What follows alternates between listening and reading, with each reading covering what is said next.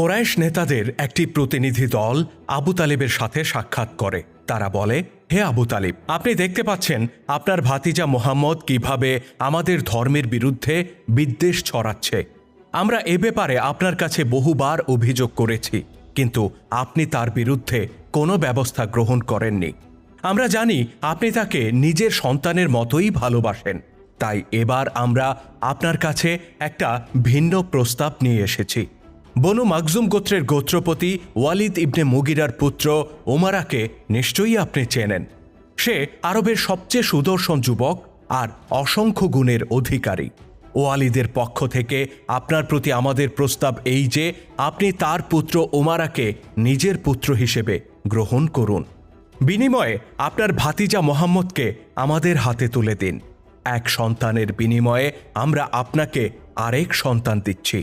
আবু তালিব বললেন, তোমরা বলতে চাচ্ছ আমি তোমাদের সন্তানকে নিজের সন্তান হিসেবে গ্রহণ করি, তাকে খাইয়ে পরিয়ে বড় করি, আর মৃত্যুর সময় তাকে নিজের সম্পদের উত্তরাধিকারী করে যাই।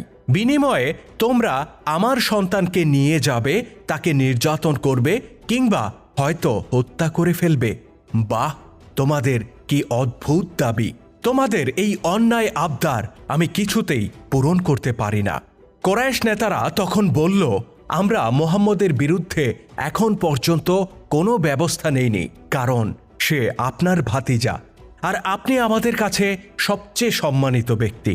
কিন্তু যেহেতু আপনি তার বিরুদ্ধে কোনো ব্যবস্থাই নেবেন না, সুতরাং যা করার আমাদেরই করতে হবে।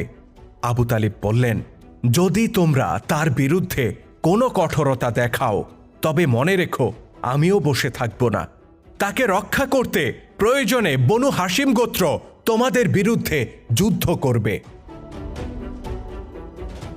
ইসলামের ইতিহাসে বড় রহস্যময় চরিত্র এই আবু তালিব।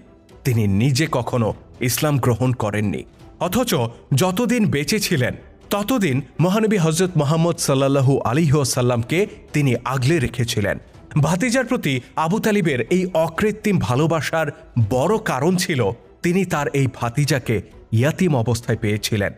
রাসূলুল্লাহর দাদা আব্দুল মুত্তালিব মারা যাবার পর থেকে তিনি তাকে বড় করে তোলেন, স্নেহ মায়া মমতা দিয়ে তাকে আগলে রাখেন।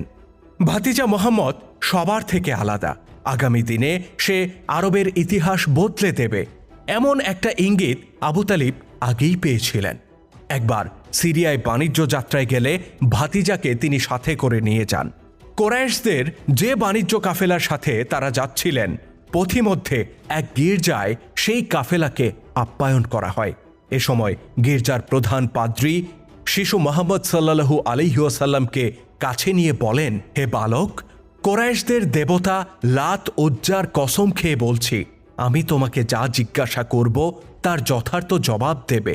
শিশু মুহাম্মদ সাল্লাল্লাহু আলাইহি সাল্লাম বলেন, আপনি আমাকে লাত উজ্জার নামে কোনো কিছু জিজ্ঞাসা করবেন না। আল্লাহর শপথ, আমি এদেরকে সবচেয়ে বেশি ঘৃণা করি। পাদ্রী তখন বললেন, ঠিক আছে, তাহলে আল্লাহর শপথ করে বলছি, আমি তোমাকে যা জিজ্ঞাসা করব তুমি তার সত্য জবাব দেবে তো? শিশু মুহাম্মদ সাল্লাল্লাহু আলাইহি সাল্লাম বললেন, আপনার যা ইচ্ছা তাই জিজ্ঞাসা করুন। পাদ্রী তখন তাকে বিভিন্ন বিষয়ে জিজ্ঞাসা করতে থাকেন। তার আচার বৈশিষ্ট্য, ভালো লাগা মন্দ লাগা সবকিছু জানার চেষ্টা করেন। অতঃপর তিনি তার পিঠের দিকে তাকালে দুই কাঁধের মধ্যবর্তী স্থানে নবুওয়াতের সিলমোহর দেখতে পান। অতঃপর তিনি আবু তালিবকে জিজ্ঞাসা করেন, এই বালক আপনার কি হয়? আবু তালিব বলেন, এ আমার পুত্র হয়। পাত্রী বললেন, এটা কি করে সম্ভব? এই বালকের পিতার তো জীবিত থাকার কথা নয়। আবু তালিব বলেন, আপনি যথার্থ বলেছেন, সে আমার ভাতিজা। সে যখন মাতৃগর্ভে তখনই তার পিতা মারা যায়, আর 6 বছর বয়সে তার মাও মারা যায়।